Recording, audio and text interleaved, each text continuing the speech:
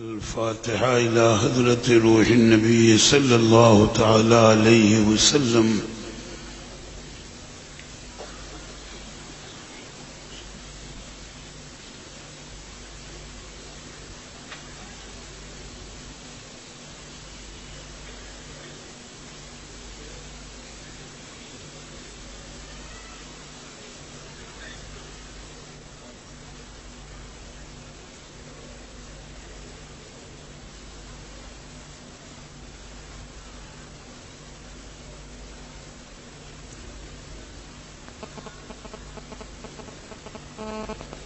إن الله وملائكته يصلون على النبي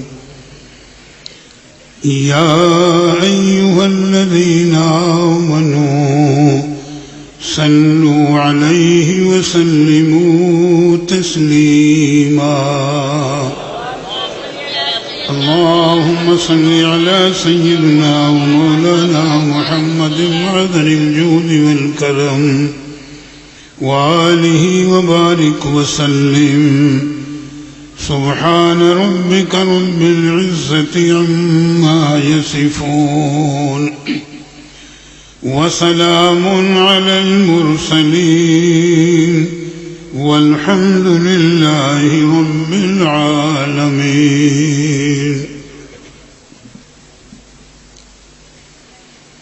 الحمد لله الحمد لله نحمده ونستعينه ونستغفره ونؤمن به ونتوكل عليه ونعوذ بالله من شرور أنفسنا ومن سيئات أعمالنا. من يهده الله فلا مضل له ومن يضلله فلا هادي له. ونشهد أن لا إله إلا الله وحده لا شريك له. ونشهد أن سيدنا ومولانا محمدا عبده ورسوله. أما بعد فأعوذ بالله من الشيطان الرجيم. بسم الله الرحمن الرحيم.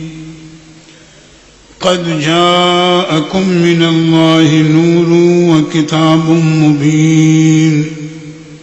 صدق الله وصدق رسوله النبي الكريم.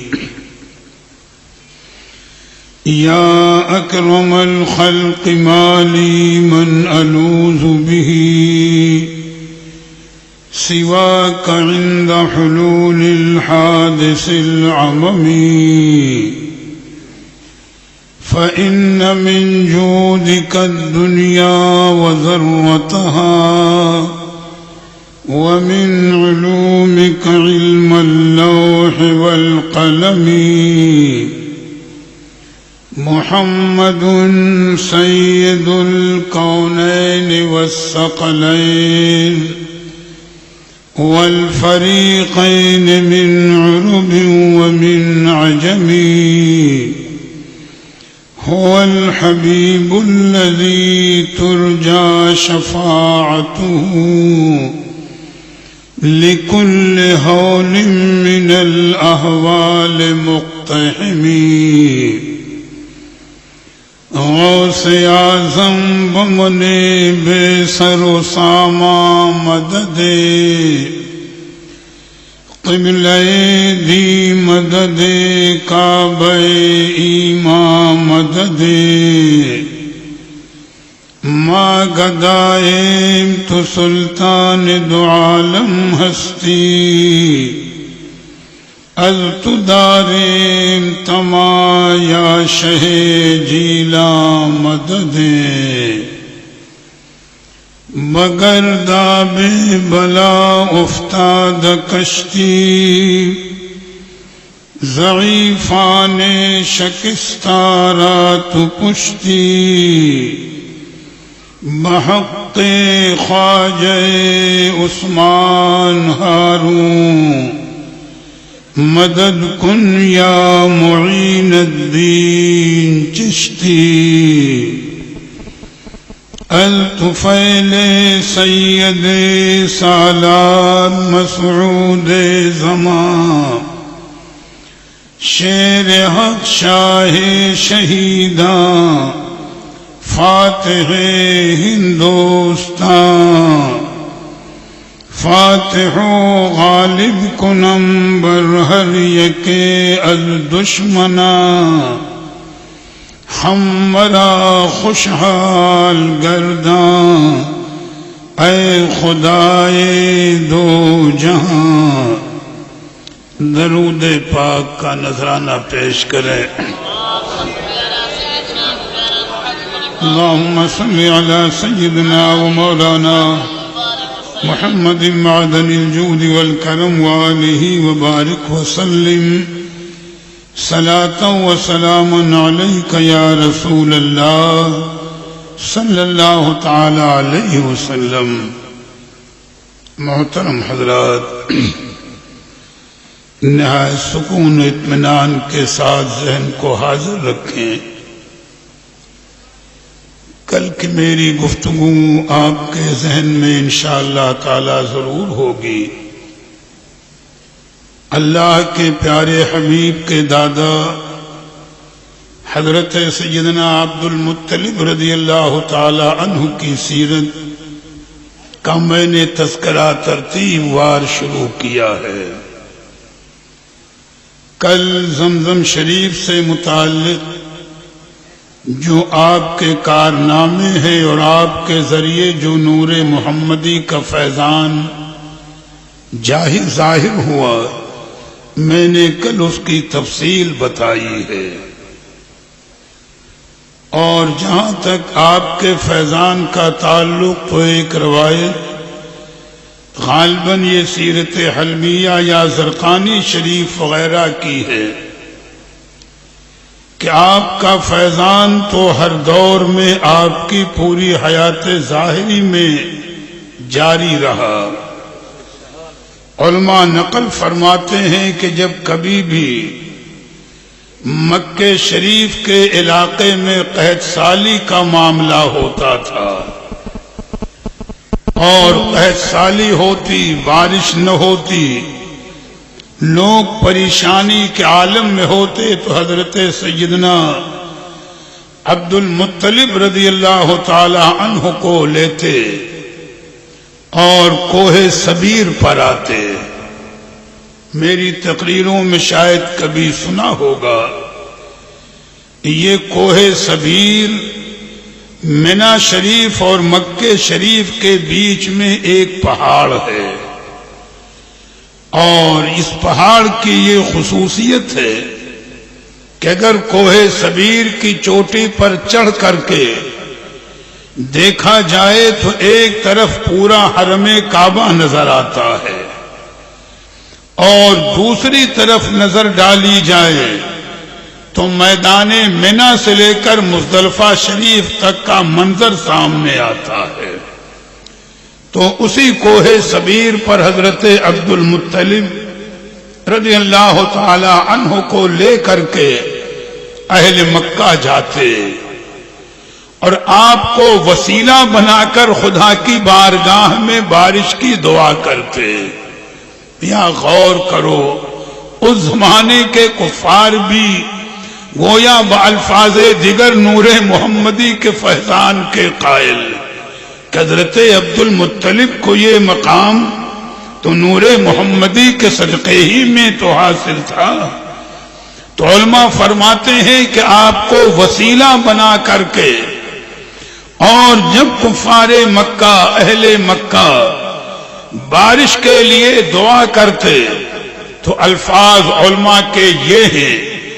کہ ان کی دعا اس طرح بارگاہ رب میں قبول ہوتی تھی کہ فَيُسْقِيهِمُ اللَّهُ غَيْثًا عَظِيمًا، کہ اسی وقت رب تبارک و تعالی ان پر موسلادھار بارش نازل فرما دیتا تھا. یہ حضرت عبد المطلب کی شان تھی. اور میاں کیوں نہ ہو کہ آپ نور محمدی کے امین تھے اور یہ نور محمدی ہی کا فیضان تھا کہ جو ہمیشہ آپ کی ذات سے خلق خدا کو ملتا رہا. تو آپ کے اسی ایک فیضان اور آپ کی سیرت کے ایک پہلو اس وقت میں تفصیل سے عرض کرنا چاہوں گا کہ جب ابرہہ خانہ کعبہ کو ڈھانے آیا ہے تو اب پہلے ابرہہ کے متعلق تھوڑی سی تشریح سمجھ لیں اور پھر حضرت عبد المطلب کے ذریعے جو واقعہ رونما ہوا اس کی تفصیل سمجھنے میں آسانی ہوگی۔ ابرہہ کا نام ابرہہ اشرم ہے اور اشرم ابرہہ کو اس لیے کہتے ہیں کہ اس کے ہونٹ کٹے ہوئے تھے، اسی لیے اس کو ابرہہ اشرم کہا جاتا تھا۔ اور مورخین نے ذکر کیا سیرت کی کتابوں میں ہے کہ جب حبش کے بادشاہ نجاشی نے جو بعد میں ایمان لائے ہیں اللہ کے پیارے حبیب پر، اور ایمان لانے سے پہلے جب وہ حبش کے بادشاہ تھے حبشہ کے، انہوں نے ملک یمن کو فتح کیا، تو ملک یمن کو فتح کرنے کے بعد اریات نامی ایک شخص کو ملک یمن میں اپنا گورنر مقرر کیا۔ واقعہ ذہن نشین کرتے چلیں، اریات نامی یا ارباد دونوں ناموں کا تذکرہ کتابوں میں ہے کہ اس کو انہوں نے ملک یمن میں اپنی حکومت کا گورنر مقرر کیا اور ابرہہ اشرم کو ان کا نائب بنایا۔ دونوں فوجیں لے کر ملک یمن میں مقیم تھے، لیکن میاں دنیا داری کے معاملات، جب باپ بیٹے کا معاملہ دیکھ رہے ہو دنیا میں کیا ہوتا ہے، تو وہ تو نائب اور گورنر کا معاملہ تھا۔ اقتدار کے لیے، حکومت کے لیے ابرہہ اور اریات دونوں لڑ پڑے۔ وہ کہے میں یہاں کا حاکم بن کر رہوں گا اور دوسرا کہے میں یہاں کا حاکم بن کر رہوں گا۔ دو فوجیں دو حصوں میں بٹ گئیں، آدھی فوج اریات کے ساتھ تھی اور آدھی فوج ابرہہ اشرم کے ساتھ تھی، اور جب دونوں طرف سے مقابلے کا معاملہ آ گیا اور میدان جنگ میں دونوں فوجیں سفارہ ہو گئیں، تو ابرہہ آگے نکلا اور اریات سے کہا کہ دیکھو، فوجوں کو لڑا کر کے ناحق ان کا خون کرانے سے کوئی فائدہ نہ ہوگا۔ جنگ ہماری اور تمہاری ہے حکومت اور اقتدار کے لیے، لہذا میری ایک رائے یہ ہے کہ فوجوں کو نہ لڑایا جائے، بلکہ تو بھی دعویٰ کرتا ہے پہلوان ہونے کا، میرا بھی دعویٰ ہے، اور ہم دونوں حکومت کے دعوے دار ہیں، لہذا ہم دونوں ہی مقابلہ کر لیں، جو جیت جائے وہ یمن کا گورنر رہے گا، اور جو قتل ہو جائے تو پھر گورنری کا مسئلہ کہاں۔ اریات کو بھی اپنی قوت پر ناز تھا، اس نے کہا بے شک تیری تجویز بہت بہتر ہے کہ خلق خدا کو ہم کیوں لڑائیں، ان کا خون کیوں بہائیں، جھگڑا میرے اور تیرے درمیان میں حکومت کا ہے، لہذا ہم ہی لڑ کر کے فیصلہ کر لیں۔ اور دونوں نے اپنی فوجوں کو یہ تاکید کر دی کہ جو جیت جائے گا پوری فوج اسی کے ماتحت رہے گی۔ دونوں میدان جنگ میں نکلے، لڑائی ہوئی، مقابلہ ہوا، مشیت کے راز کہ ابرہہ جیت گیا، اریات مارا گیا۔ اب پورے ملک یمن کا بادشاہ کہہ لیجئے یا گورنر کہہ لیجئے ابرہہ اشرم ہو گیا، مگر اس کے دل میں خوف تھا کہ میں نے نجاشی بادشاہ کے جو ایک عظیم بادشاہ ہے، جس نے اریات کو گورنر بنایا تھا، مجھے نائب بنایا تھا، میں نے قتل تو کر دیا ہے، کہیں ایسا نہ ہو کہ بادشاہ مجھ پر ناراض ہو کر فوج کشی کر دے تو میرا انجام برا ہوگا۔ تو چونکہ یہ سب عیسائی مذہب کے تھے،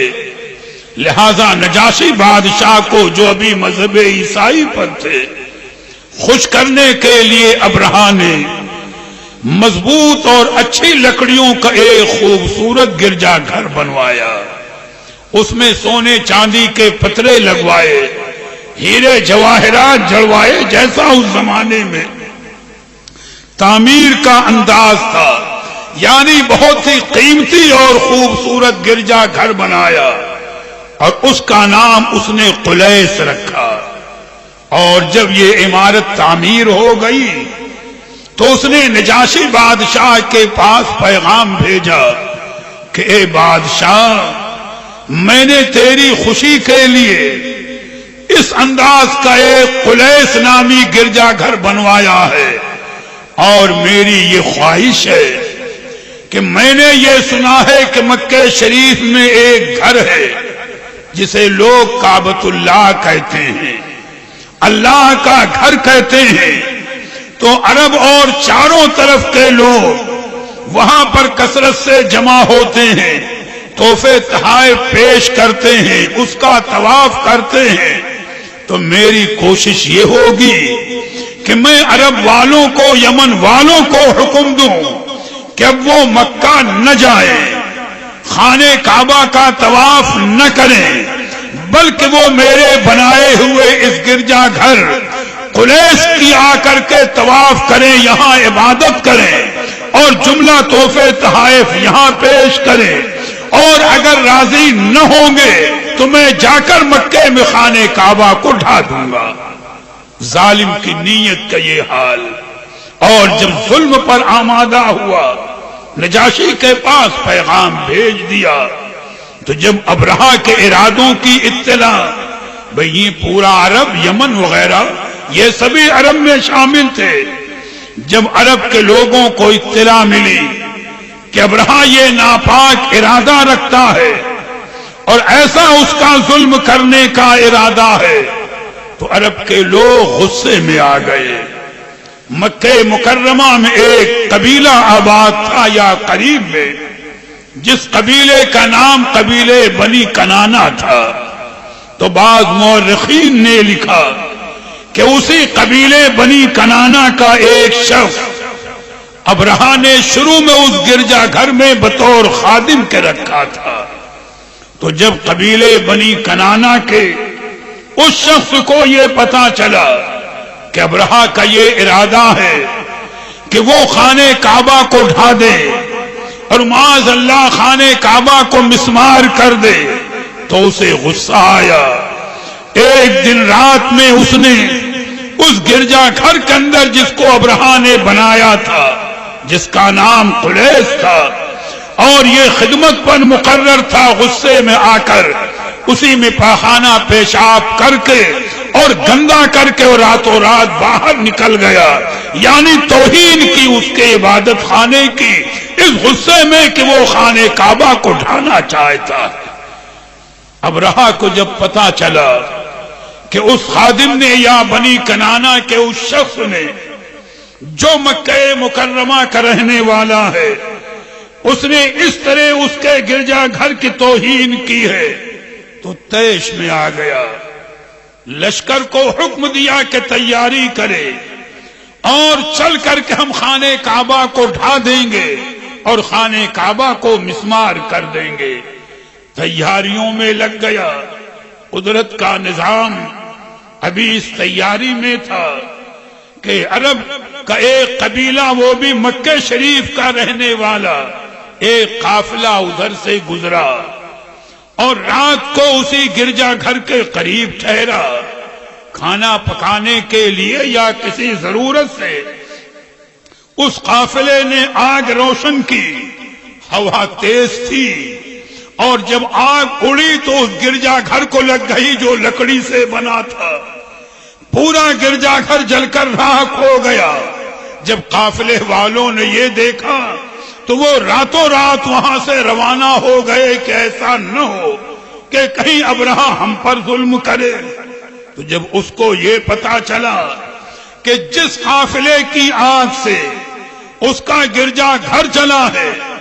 وہ بھی مکہ مکرمہ کا رہنے والا ہے، تو اسے اور غصہ آیا۔ لشکر تیار کیا، روایتوں کے مطابق مورخین نے تعداد مختلف بیان کی ہے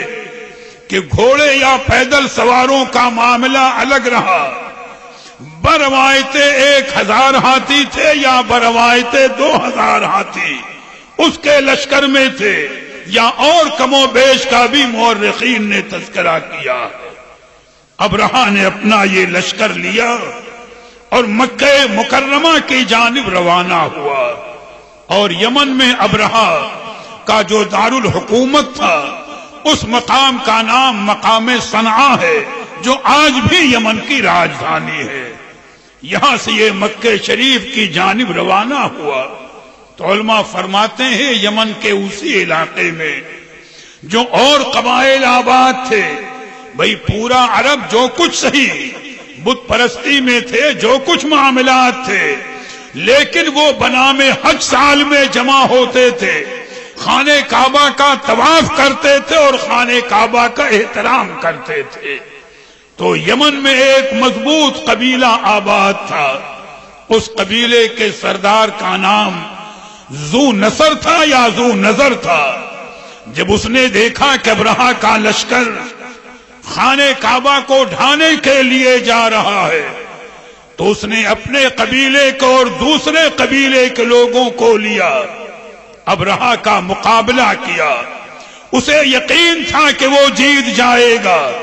مگر نظام قدرت کہ یہاں پر بھی ابرہہ کو فتح ہوئی اور ذو نظر گرفتار ہوا. جب ابرہہ نے اس کے قتل کا ارادہ کیا تو اس نے کہا، اے ابرہہ مجھے قتل نہ کر، مجھے قید میں رکھ لے، ممکن ہے میں کسی وقت تیرے کام آ جاؤں اور میں تجھے فائدہ پہنچا دوں. ابرہہ نے قتل کرنا چھوڑ دیا، قید میں اس کو رکھ لیا، لے کر یہاں سے روانہ ہوا اور چند ایک منزلیں طے کرنے کے بعد جب پھر اور آگے بڑھا تو عرب کا ایک دوسرا قبیلہ جو خشعم کے مقام پر آباد تھا، یہ بھی مضبوط اور زوراور تھا. جب اس نے سنا، اس قبیلے کے لوگوں نے سنا کہ ابرہہ خانہ کعبہ کو ڈھانے جا رہا ہے، انہوں نے بھی لوگوں کو جمع کیا، ابرہہ پر حملہ کیا. مقدر کی بات ابرہہ پھر بھی کامیاب رہا اور اس قبیلے کا سردار جن کا نام نفیل تھا یہ گرفتار ہو گئے. جب ابرہہ کے سامنے پہنچے انہوں نے بھی وہی کہا کہ اے ابرہہ اگرچہ میں تیری قید میں ہوں اور تو مجھے قتل کر سکتا ہے، لیکن دیکھ یہ عرب کا علاقہ ہے، میری پیشکش یہ ہے کہ تو مجھے قتل نہ کر بلکہ گرفتار کر لے تاکہ میں تیری رہنمائی کر کے تجھے مکہ مکرمہ تک پہنچاؤں. یہ گفتگو مصلحت آمیز تھی، کوئی یہ نیت نہیں تھی کہ ہاں اس لیے پہنچا دوں کہ تو خانہ کعبہ کو ڈھا دے. ابرہہ نے ان کی بات کو مان لیا اور یہ رہنمائی کرتے ہوئے مکہ مکرمہ کے قریب آ گئے اور غالباً ابرہہ کا لشکر وہیں پر ٹھہرا ہوگا مزدلفہ شریف کے قریب اور عرفات شریف وغیرہ کے قریب. یہی میدان اس کے ٹھہرنے کا رہا ہوگا، چونکہ جن لوگوں نے حج کیا ان سے پوچھو، انہیں معلوم ہوگا کہ منی اور مزدلفہ کے درمیان میں ایک ٹکڑا راستے کا ایسا آتا ہے کہ جہاں حاجی کے لیے حکم ہے کہ حاجی منی سے اگر مزدلفہ کی جانب چلے تو اتنے ٹکڑے کو تیزی سے پار کرے، اور اگر لوٹنے میں مزدلفہ سے منی کی طرف آئے تو اتنے ٹکڑے کو تیزی سے پار کرے. بیچ کے اس ٹکڑے کا نام ہے وادی محصر، اور یہی وہ مقام ہے جہاں ابرہہ پر عذاب نازل ہوا ہے. یہ بات ذہن میں رہے. تو مزدلفہ شریف وغیرہ کے قریب جہاں پر بھی میدان میں آ کر ابرہہ کا لشکر ٹھہر گیا، یہیں پر ایک چیز اور تاریخی طور پر میں بتاتا چلوں کہ جب ابرہہ کا لشکر طائف کے قریب سے گزرا ہے تو ثقیف نامی قبیلے کے لوگوں نے استقبال کیا تھا اور کہا تھا کہ ہم تیرا مقابلہ نہیں کریں گے، تو اگر جا رہا ہے تو میں اپنے قبیلے کا ایک فرد تیرے ساتھ کیے دے رہا ہوں جو مکے تک تیری رہنمائی کرے گا، اور اس کا نام غالباً ابو رغال تھا۔ ابرہہ کے ساتھ چلا، ایک دو منزل کے بعد ہی موت نے اسے ختم کر دیا۔ تو اس کی قبر جہاں پر ہے، علماء کہتے ہیں کہ آج بھی جب اہل عرب ادھر سے گزرتے ہیں تو اس پر پتھر مارتے ہیں کہ عرب ہو کر یہ اتنا ظالم کہ ابرہہ کی رہنمائی کرنے چلا تھا کہ چل کر خانہ کعبہ کو ڈھا دے۔ ایک تاریخی حقائق ہے جو میں نے آپ کے سامنے رکھے۔ جب ابرہہ آ کر وہاں ٹھہر گیا تو یہ زمانہ وہی تھا کہ مکہ مکرمہ کے سردار حضرت سیدنا عبد المطلب تھے رضی اللہ تعالی عنہ۔ اہل مکہ کو بھی اطلاع ملی کہ ابرہہ خانہ کعبہ کو ڈھانے کے لیے آیا ہے اور اتنے بڑے لشکر کے ساتھ آیا ہے۔ اور یہ بھی ذہن میں ایک بات رکھ لیں کہ ابرہہ کے لشکر میں جتنے بھی ہاتھی رہے ہوں، 1000 2000 کے 10 20 جتنے رہے ہوں، ان تمامی ہاتھیوں کا سردار ایک سفید رنگ کا ہاتھی تھا جس کا نام محمود تھا، اور اسی پر سوار ہو کر کے ابرہہ چلا کرتا تھا۔ تو علماء نے فرمایا کہ ابرہہ کے لشکر کے تمامی ہاتھی سدھائے ہوئے تھے کہ جب ہاتھیوں کے محاور اشارہ کرتے تو وہ ابرہہ کو سجدہ کیا کرتے تھے، لیکن یہ محمود ہاتھی کا معاملہ یہ تھا کہ محاوت لا کے اشارہ کرے، محمود ہاتھی نے کبھی ابرہہ کو سجدہ نہیں کیا، کبھی اس نے سجدہ نہیں کیا۔ اور کیوں آگے وجہ میں عرض کر دوں گا۔ تو جب لشکر یہاں ٹھہر گیا تو ابرہہ کے لشکریوں نے اہل مکہ کے اونٹ اور جانور پکڑ لیے جا کر، جن میں 200 اونٹ حضرت عبد المطلب کے بھی تھے۔ 200 اونٹ حضرت عبد المطلب رضی اللہ تعالی عنہ کے بھی تھے، جنہیں ابرہہ کے لشکری پکڑ کر کے لے گئے۔ اور اسی درمیان یہ ہوا کہ ابرہہ نے اپنا ایک نمائندہ مکے والوں کے پاس بھیجا اور کہا کہ جا کر ان کے سردار سے یہ کہو کہ ہم مکے کے لوگوں سے لڑنے کے لیے نہیں آئے، ہمارا ارادہ صرف خانہ کعبہ کو ڈھانے کا ہے۔ ہاں اگر مکے کے لوگ ہماری راہ میں آئیں گے ہم ان کو بھی قتل کریں گے۔ چنانچہ ابرہہ کا نمائندہ جب مکہ شریف کے اندر آیا، اہل مکہ سے پوچھا کہ بتاؤ تمہارے سردار کون ہیں؟ حضرت عبد المطلب کی نشاندہی کی لوگوں نے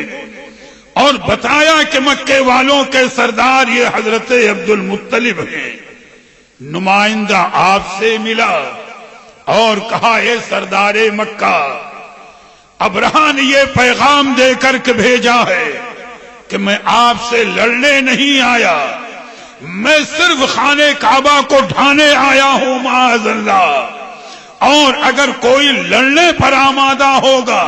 تو ہم پھر اس کو قتل بھی کریں گے۔ تو حضرت عبد المطلب رضی اللہ تعالی عنہ نے فرمایا کہ ابرہہ کے نمائندے جا کر ابرہہ سے کہہ دینا کہ میں یا مکے کے لوگ ابرہہ سے لڑنے کا ارادہ نہیں رکھتے، بظاہر ہمارے پاس کوئی قوت نہیں ہے، کوئی طاقت نہیں ہے، اور رہا خانہ کعبہ کو ڈھانے کا معاملہ تو اس کے بچانے کی ذمہ داری ہماری نہیں ہے۔ خانہ کعبہ کا خالق و مالک رب کریم قادر مطلق ہے، اس کی مرضی ہوگی تو ابرہہ اس کا بال بیکا نہیں کر سکتا، لہذا ہم اس سے دعا کریں گے، ابرہہ سے ہم بھیک نہیں مانگیں گے کہ وہ خانہ کعبہ کو نہ ڈھائے یا خانہ کعبہ کو چھوڑ دے، جو اسے کرنا ہے وہ کرے اور جو میرے رب کی مرضی ہے وہ ہو کر کے رہے گا۔ یہ جواب تھا حضرت عبد المطلب کا۔ تو ابرہہ کے نمائندے نے کہا کہ آپ چلیے اور چل کر ابرہہ سے گفتگو کر لیجئے۔ یا سوچو اتنے بڑے لشکر میں آنا، اتنے بڑے ظالم کے سامنے آنا آسان کام تو نہیں تھا کہ نہ جانے کیا معاملہ ہو، کیا کیفیت ہو۔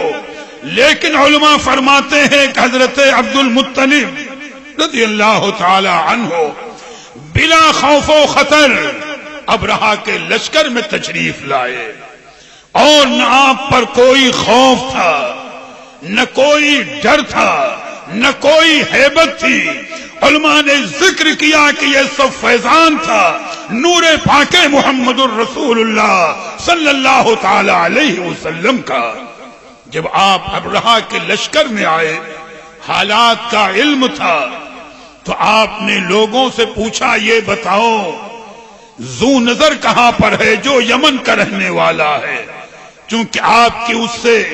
پرانے زمانے میں پہلی دوستی تھی۔ لوگوں نے بتایا کہ وہ تو قید میں ہے۔ فرمایا مجھ سے ملاقات کراؤ۔ جب آپ نے جا کر ذو نظر سے ملاقات کی، حالات کو سمجھا، تو آپ نے کہا ایسا کوئی آدمی بتا کہ جو مجھے ابرہہ کے دربار تک پہنچا دے۔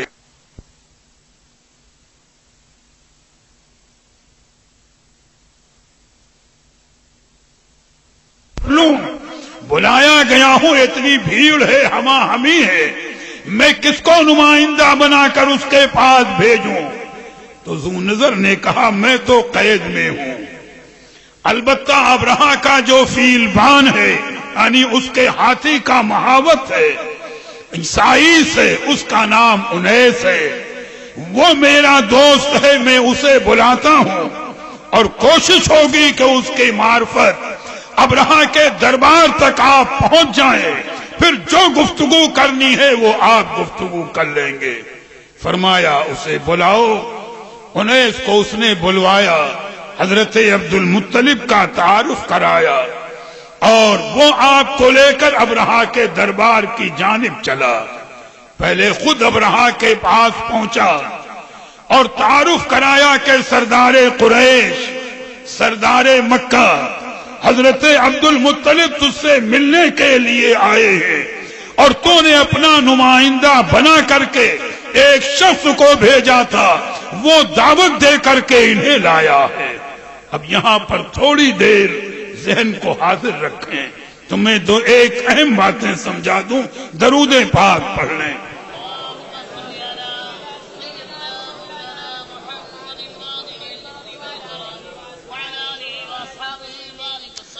کل کی میری گفتگو ذہن میں یہ ہوگی کہ میں نے حضرت سیدنا عبد المطلب رضی اللہ تعالی عنہ کے متعلق یہ بتایا تھا کہ جب رمضان شریف کا مہینہ آتا تھا تو آپ چاند رات سے ہی غار حرا میں تشریف لے جاتے تھے، روزے رکھتے رہے ہوں اپنے طور پر، عبادت الہی میں پورا مہینہ وہی گزارتے تھے۔ علماء نے فرمایا کہ حضرت عبد المطلب وہ پہلے شخص ہیں جو عبادت الہی کی غرض سے غار حرا میں داخل ہوئے ہیں۔ تو اب جب عبادت کا اس وقت یہ عالم، تقوی اور طہارت کا یہ عالم، تب آج اب اس وقت جب آپ ابرہہ کے مل سے ملنے جا رہے ہیں، اس کے دربار کا معاملہ، تو میاں خدائے قدوس پر ان کے ایمان کی شان دیکھو۔ وہ بت پرست نہیں تھے، بتوں کے سامنے سجدہ نہیں کرتے تھے، وہ خدا کی وحدانیت کے قائل تھے۔ یہ ہمارے الفاظ نہیں بلکہ حضرت علامہ خرپوتی رحمت اللہ تعالی علیہ نے قصیدہ بردہ شریف کی شرح لکھی ہے، اس میں یہ الفاظ نقل کیے ہیں کہ جس وقت حضرت عبد المطلب رضی اللہ تعالی عنہ ابرہہ کے دربار کی جانب چلے ہیں تو آپ کی زبان پر یہ تسبیح تھی۔ اگر بتوں کے ماننے والے ہوتے تو جو بتوں کے نام تھے لات عزا ان کو پکارتے کہ میرے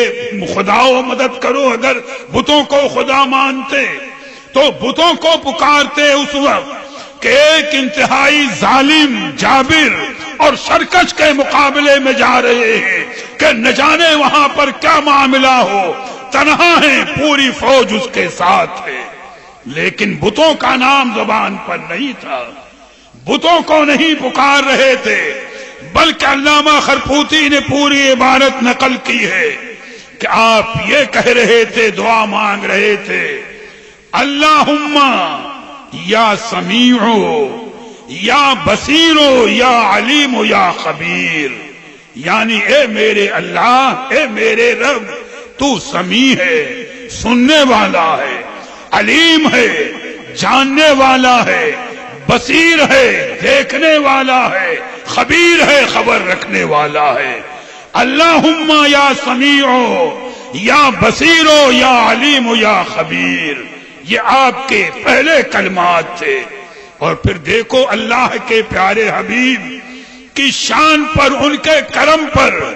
کتنا ان کو اعتماد و یقین تھا۔ اس کے بعد پھر دعا کے جملے علامہ خرپوتی نے یہ نقل کیے ہیں کہ آپ یہ دعا کر رہے تھے کہ پروردگارا انتا جعلتا نورا نبی کا فیا 60 سنتن، اے پروردگار عالم،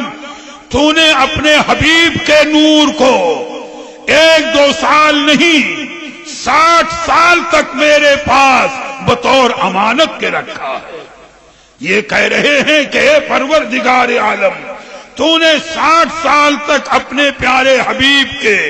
نور پاک کو بطور امانت کے میرے پاس رکھا، یعنی میں 60 سال مسلسل تیرے حبیب کے نور کا امانت دار بن کر رہا۔ وہ تسبیح کے کلمات اور یہ اللہ کے پیارے حبیب سے محبت اور عقیدت کا انداز۔ اس کے بعد پھر دعا کا حضرت عبد المطلب کا تیسرا جملہ تھا، فَبِحُرْمَتِ صَاحِبِهِ، پس وسیلہ ہے تیرے محبوب کا، واسطہ ہے تیرے محبوب کا، یعنی اس حبیب کے نور پاک کا واسطہ جس کو 60 سال تو نے میرے پاس بطور امانت کے رکھا اور میں 60 سال اس کا امین رہا، اس نور محمدی کا صدقہ مجھے اس وقت یہ عطا فرما کہ لا تجعلنی بین یدیہ حقیرا ولا خجیلا، اس ظالم کے سامنے مجھے ذلت و رسوائی سے بچانا، مجھے عزت و وقار عطا فرمانا۔ حضرت عبد المطلب کی دعا کے کلمات یہ ہیں، نور نبی کو وسیلہ بنا رہے ہیں، دعا یہی کر رہے ہیں کہ لا تجعلنی بین یدی حقیرا ولا خجیلا، کہ اس ظالم کے سامنے اے میرے رب اپنے حبیب کے صدقے میں مجھے ذلت و رسوائی سے بچا لینا۔ تو علامہ خرپوتی لکھتے ہیں کہ جس وقت آپ یہ مبارک کلمات کہتے ہوئے، یہ دعا کرتے ہوئے اور پڑھتے ہوئے ابرہہ کے خیمے میں داخل ہوئے، تو وہ اگرچہ اپنے تخت پر بیٹھا تھا، لیکن واللہ رب کریم نے آپ کو وہ روب و جلال اس وقت عطا فرمایا کہ ابرہہ جیسا ظالم کانپ اٹھا، لرز گیا، دل میں ہیبت سما گئی، تخت پر بیٹھ نہیں سکا، تخت سے اترا، سامنے جو قالین بچھی تھی وہیں پر خود بھی بیٹھا اور اپنے ساتھ آپ کو بٹھایا۔ یا یہ ہیبت و دبدبہ نہیں تو اور کیا، یہ فیضان نور محمدی نہیں ہے تو اور کیا ہے۔ پھر اس کے بعد پوچھنے لگا، اے سردار قریش بتاؤ کس غرض سے آئے ہو؟ گفتگو کو سننا، حضرت عبد المطلب کا خدا کی وحدانیت، خدا کی الوہیت پر ایمان دیکھنا، ان کا اقرار دیکھنا۔ ابرہہ کہنے لگا، اے سردار قریش بتاؤ کس خیال سے آئے ہو؟ تو آپ نے فرمایا کہ اے ابرہہ، تو بادشاہ کہلاتا ہے، تیرے لشکری میرے اونٹ پکڑ لائے ہیں، بادشاہوں کو چوری اور ڈکیتی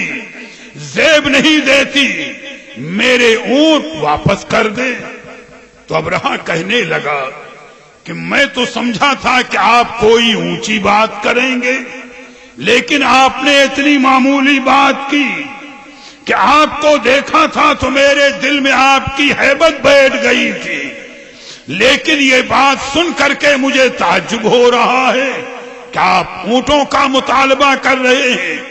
تو فرمایا پھر تیرا مقصد؟ تو اس نے کہا میں نے تو یہ سوچا تھا کہ آپ سردار قریش ہیں، شاید میرے پاس اس لیے آئے ہوں کہ آپ سفارش کریں کہ میں خانہ کعبہ کو نہ ڈھاؤں، تو میں آپ کی بات مان لیتا اور خانہ کعبہ کو نہ ڈھاتا۔ تو آپ نے فرمایا ابرہا سن، انا رب الابل، میں اونٹوں کا مالک ہوں۔ جواب پر غور کرنا، جواب یہی ہے، فرماتے ہیں انا رب الابل، میں اونٹوں کا مالک ہوں۔ ہر مالک کو اپنی ملکیت کے بارے میں اختیار ہے کہ وہ سوال کرے۔ رہا خانہ کعبہ کا، اس کا مالک میں نہیں ہوں، اس کا مالک پروردگار عالم ہے، وہ قادر مطلق ہے۔ میں اس کے گھر کو بچانے کے لیے تجھ سے نہیں بھیک مانگوں گا، جو دعا ہے اس کی بارگاہ میں ہے، وہ چاہے اپنے گھر کو بچائے، چاہے اس کی جو مرضی ہو خانہ کعبہ کے معاملے میں۔ اب یہ تیری مرضی ہے، تو جو چاہے کرنا، اور میرے رب کی جو مرضی ہے وہ کر رہے گا۔ یہ حضرت عبد المطلب کا جواب تھا۔ میاں خدا پر ایمان نہیں تو اور کیا ہے، اقرار نہیں ہے تو اور کیا ہے۔ ابرہا نے آپ کے اونٹوں کو واپس کرا دیا، آپ لے کر کے چلے آئے۔ دن گزر گیا، مکہ شریف میں آنے کے بعد آپ نے تمامی اہل مکہ کو جمع کیا، بس گفتگو کا آخری موڑ ہے تھوڑی دیر کا، اور کہا کہ دیکھو ابرہا سے کے لشکر کے مقابلے کی تم میں طاقت نہیں ہے، لہذا اپنے اہل و عیال کو لے کر، قیمتی ساز و سامان کو لے کر پہاڑوں کے غاروں میں اور چوٹیوں پر چلے جاؤ، کہیں ایسا نہ ہو کہ وہ خانہ کعبہ پر ظلم کرنے کے بہانے تمہیں بھی تباہ کرے۔ اور اس کے بعد اہل مکہ نے آپ کے مشورے پر عمل کیا۔ دوسرے دن آپ حرم کعبہ میں، یا اسی دن، روایتیں اپنی جگہ پر ہیں، اس کا خلاصہ میں بتا رہا ہوں کہ چند آپ نے ذمہ داروں کو لیا، حرم کعبہ میں آئے، خانہ کعبہ شریف کے دروازے کی زنجیر کو پکڑا، آسمان کی جانب دیکھا، اے پروردگارا یہ تیرا گھر ہے، تو قادر مطلق ہے، ایک تیرا معمولی بندہ بھی اپنے اونٹ کے کجاوے کی حفاظت کرتا ہے، بلا تمثیل اے میرے رب یہ تیرا عظمت والا گھر ہے، تو قادر مطلق ہے، اس ظالم سے اپنے گھر کی حفاظت فرما، ہماری کمزوریوں کا تجھے علم ہے۔ دعا مانگی ہے، اور دعا مانگنے کے بعد اہل مکہ تو اپنے غاروں میں، پہاڑوں میں جہاں تھا چلے گئے۔ پھر حضرت عبد المطلب نے اپنے ساتھ چند لوگوں کو لیا اور کوہ صبیر پر آ گئے، جس پہاڑ کا ابھی میں نے تذکرہ کیا ہے، اسی پہاڑ کی چوٹی پر حضرت عبد المطلب تشریف لائے۔ ایک طرف خانہ کعبہ نظر آ رہا تھا، اور ایک طرف سے دیکھا آپ نے کہ ابرہا کا لشکر بڑھ رہا ہے۔ خانہ کعبہ کی طرف پہلے رخ کیا۔ علماء سیر فرماتے ہیں آپ پھر خانہ کعبہ کی حرمت و عزت کے لیے، بقا کے لیے بارگاہ رب میں دعا کر رہے تھے کہ علماء نے ذکر کیا کہ اچانک نور محمدی ایک پہلی رات کے چاند کی طرح خانہ کعبہ کے دروازے پر چمکتا نظر آیا۔ نور پاک محمد الرسول اللہ پہلے رات کے روشن چاند کی طرح خانہ کعبہ کے دروازے پر ہلالی شکل میں چمک رہا تھا، اور اتنی تیز روشنی تھی کہ سورج نکلا ہوا تھا، لیکن نور محمدی اس کی روشنی پر غالب۔ آپ نے ساتھیوں کی طرف رخ کیا اور کہا ہے میرے ساتھیوں فتح مبارک ہو، کامیابی مبارک ہو، جیت ہماری ہو چکی ہے،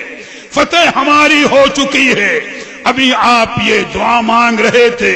خوشی کے کلمات کہہ رہے تھے کہ ادھر جب آپ نے ابرہا کے لشکر کی جانب رخ کیا تو علماء فرماتے ہیں یہاں پر دو روایتیں ملتی ہیں کہ ابرہا کا لشکر بھی مزدلفہ کے میدان سے منا کی طرف بڑھتا ہوا چلا رہا تھا،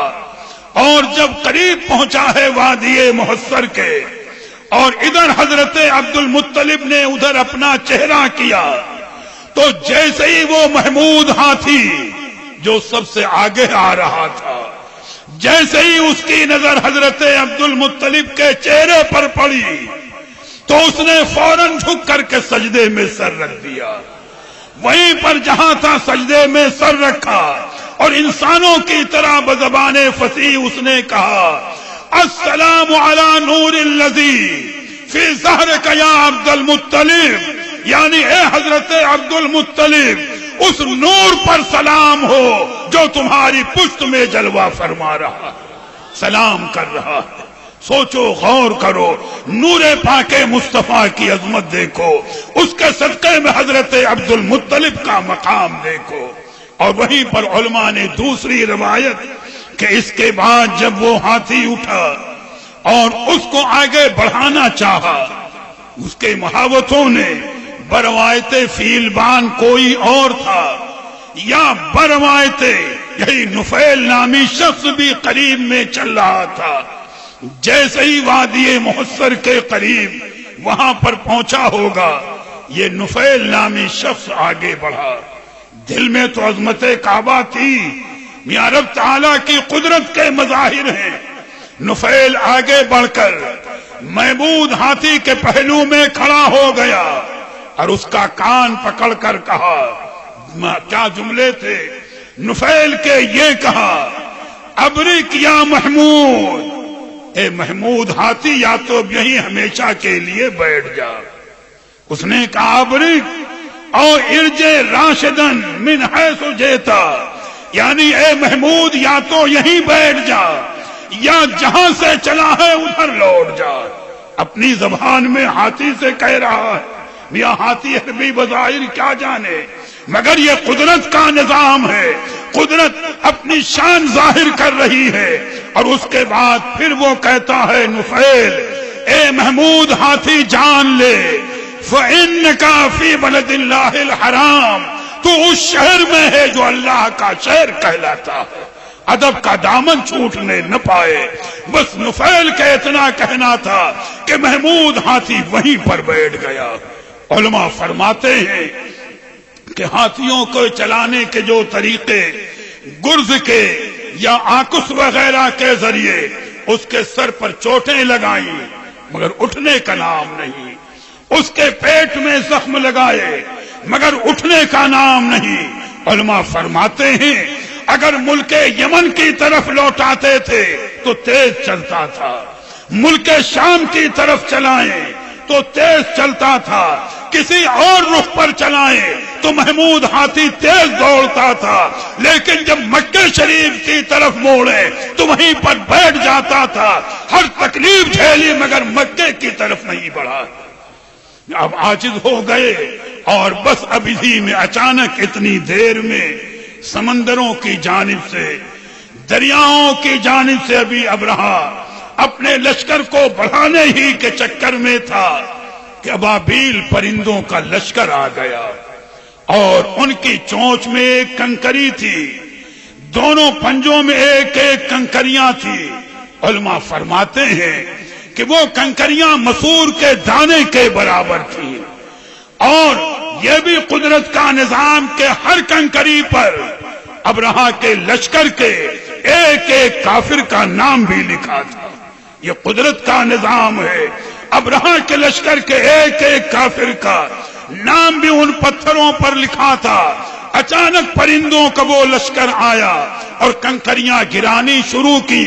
تو علماء فرماتے ہیں کہ جس کنکری پر جس کافر کا نام لکھا تھا وہ کنکری اسی کے سر پر گرتی تھی تو اس کو اور اس کے جانور کو مثل بھوسے کے ریزہ ریزہ کر دیتی تھی۔ اب ان کو راستہ نہیں مل رہا تھا۔ نفیل تو بھاگ کر کے پہاڑ پر چڑھ گیا اور وہیں سے پکار کر وہ کہہ رہا تھا کہ اے ظالموں اب تمہیں راہ نہیں ملے گی، اس لیے کہ عذاب الہی تمہارا پیچھا کر رہا ہے۔ اور ان کو راہ بتانے والا بھی کوئی نہیں تھا، اور راستے میں یہ جانوروں کی طریقے پر بھاگ رہے تھے، پورا لشکر تباہ ہوتا جا رہا تھا۔ کہتے ہیں بعض لوگوں نے کسی طریقے پر ابرہہ کو بچا کر یمن کی جانب لے جانے کی کوشش کی، قدرت کا عذاب اس پر اسی وقت سے نازل ہو چکا تھا ابرہہ کے اوپر کہ اس کا پورا بدن خون اور پیپ سے بھر گیا تھا، اس کے اعضاء سڑ کر کے گرتے جا رہے تھے۔ کسی صورت سے چند آدمیوں نے اس کو یمن تک پہنچایا، اور جیسے ہی اپنے یمن میں پہنچا رہا، اپنے دارالحکومت میں اس کا سینہ پھٹا، دل باہر نکلا اور ذلت کی موت مر گیا۔ علماء فرماتے ہیں یہ بھی ایک روایت کہ انہی بچے ہوئے لوگوں میں سے ایک آدمی بھاگ کر کے نجاشی کے دربار میں پہنچا تھا اور پورا واقعہ بیان کیا، تو نجاشی بادشاہ پوچھنے لگا کہ اے شخص یہ بتا کہ وہ پرندے کیسے تھے۔ دیکھو اگر وہ بچ کر پہنچا بھی ہے تو اس لیے کہ واقعہ بتانے والا واقعہ بتا دے، تاکہ معاملہ اتنا عام ہو جائے کہ ہر ظالم پہچان لے کہ خدا کے گھر سے ٹکرانے والا سلامت نہیں رہا ہے، ذلت کے ساتھ مٹا ہے، تباہ و برباد ہوا ہے۔ تو وہ آدمی جو نجاشی کے سامنے یہ واقعہ بیان کر رہا تھا کہ ایسا ہوا اور ایسا ہوا، نجاشی نے کہا کیا تجھے اس پرندے کے بارے میں معلوم ہے؟ اس نے نگاہ اٹھائی، کہا یہ آپ کے دربار میں جو ایک پرندہ اڑ رہا ہے وہ اسی انداز کا پرندے تھے جنہوں نے ابرہہ کے لشکر کو تباہ و برباد کیا۔ اتنا اس نے بتایا، اتنے میں وہ پرندہ اس کے سر پر آ کر وہی ایک کنکری گراتا ہے، وہ بھی مثل بھوسے کے ریزہ ریزہ ہو گیا۔ تو علماء نے فرمایا کہ یہ حضرت عبد المطلب کے دور میں ابرہہ کی تباہی اس طرح ہوئی، اور یہ سب فیضان تھا نور پاک محمد الرسول اللہ صلی اللہ تعالی علیہ وسلم کا، جو آپ کے پاس بطور امانت کے تھا، اور آپ کے ذریعے نور محمدی کا وہ فیضان ظاہر ہوتا رہا۔ آج گفتگو یہیں تک ہوگی، پھر انشاءاللہ آپ کی سیرت، اور جو میری گفتگو میں آپ نے سنا ہوگا کہ آپ نے زمزم شریف کے کھودنے کے وقت منت مانی تھی کہ اگر میرے 10 بیٹے ہوں گے تو اے پروردگارہ ایک کو میں تیری راہ میں قربان کروں گا۔ تو انشاءاللہ تعالی کل اللہ کے پیارے حبیب کے والد ماجد حضرت سیدنا عبداللہ رضی اللہ تعالی عنہ کی سیرت اور دوسرے واقعات کا ترتیب وار تذکرہ کرنے کی کوشش کروں گا۔ آج کی گفتگو یہیں تک ہے، درود پاک پڑھ لیں۔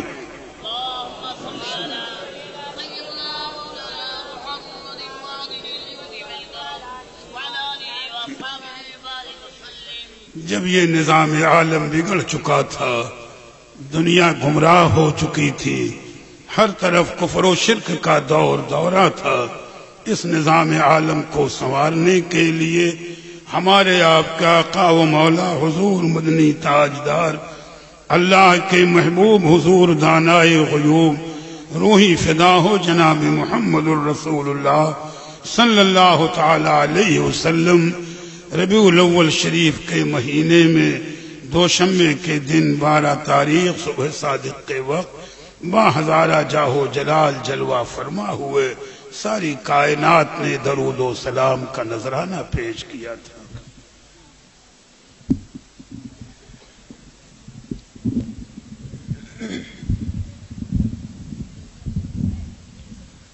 مصطفیٰ جان رحمت پہ لاکھوں سلام، مصطفیٰ جان رحمت پہ لاکھوں سلام، شمع بز میں ہدایت جب ہوا ضعفی گندینو دنیا کا چاند آیا خلوت سے جلوت میں اسرا کا چاند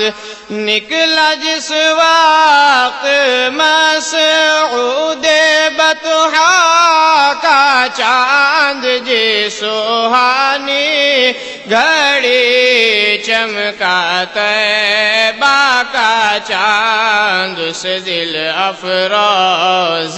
ساعت پہ لاکھوں سلام مصطفیٰ جان رحمت پہ لاکھوں سلام شمع بز میں ہدایت پہ جس کے قدموں پہ سجدہ کریں جانور منہ سے بولے شجر دے گواہی حجر وہ ہے محبوب رب مالک بحر و بر صاحب رجعت شمس و شق القمر نائب دست قدرت پہ لاکھوں سلام مصطفیٰ جان رحمت پہ لاکھوں سلام شمع بز میں ہدایت پہ ذات یکتا کے ان پر کروڑوں درود رب کعبہ کے ان پر کروڑوں درود حق تعالیٰ کے ان پر کروڑوں درود ان کے مولا کے ان پر کروڑوں درود ان کے اصحاب و عطرت پہ لاکھوں سلام مصطفیٰ جان رحمت پہ لاکھوں سلام شمع بز میں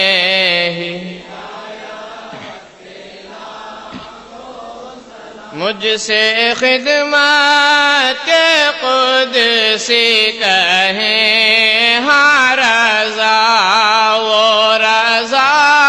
اعلی حضرت بریلی کے شاہ جن کی ہر ہر ادا سنت مصطفیٰ ڈال دی قلب میں عظمت مصطفیٰ سیدی اعلی حضرت پہ لاکھوں سلام مصطفیٰ جان رحمت پہ لاکھوں سلام شمع بز میں ہدایت پہ یا نبی سلام علیکہ یا رسول سلام علیکہ یا حبیب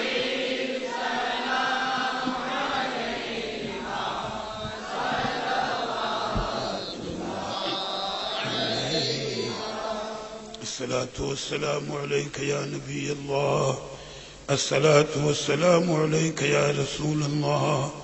الصلاة والسلام عليك يا حبيب الله صلاة وسلام عليك يا رسول الله مانگنے سے پہلے یہ بات ذہن میں بھی رکھ لیں کہ دعا مانگنے کے وقت عزیز گرامی جناب سید مشتاق احمد صاحب کی والدہ کی صحت یابی عافیت اور سلامتی کے لیے بھی آپ حضرات دعا مانگیں گے. اللهم صل على سيدنا ومولانا محمد معدن الجود والکرم وآلہ وبارک وسلم۔ باری تبارک و تعالیٰ اپنے حبیب پاک کے وسیلے سے ہماری ظاہری اور باطنی برائیوں کو دور فرما دے، ہمیں نیک اعمال کی توفیق عطا فرما، ہمیں نمازی بنا، ہمیں روزے دار بنا، مریضوں کو شفا عطا فرما، قرض داروں کو قرض سے سبکدوش فرما دے، بانیان محفل، منتظمین محفل، حاضرین محفل سب کی جائز تمنائیں پوری فرما، سب کے کاروبار میں، دین و ایمان میں، رزق میں، عمر میں، اولاد میں ترقی و برکتیں عطا فرما۔ اس محفل کے انعقاد میں جن لوگوں نے دامے، درمے، قدمے، سخنے کسی طرح بھی حصہ لیا ہے ان سب پر اپنی بے شمار رحمتیں نازل فرما۔ جس مقام پر، جس محلے، جس شہر، جس علاقے میں یہ محفل پاک منعقد ہے، یہاں سے آفات و بلیات کو دور فرما دے، اپنی رحمتیں اور برکتیں نازل فرما دے۔ عزیزی جناب سید مشتاق احمد صاحب کی والدہ ماجدہ کو اور انتقال ہو گیا، ان کا وصال ہو گیا ہے، کل دن میں 11 بجے نماز جنازہ پڑھی جائے گی۔ آپ تمامی حضرات ان کی مغفرت عافیت کی دعا کریں کہ مولا کرام کریم ان کی مغفرت و بخشش فرمائے اور ان کے متعلقین کو صبر اور اجر عطا فرمائے۔ وصلی اللہ تعالی علی خیر خلقہ محمد وآلہ واصحابہ اجمعین برحمتک یا ارحم الراحمین۔ الفاتحہ۔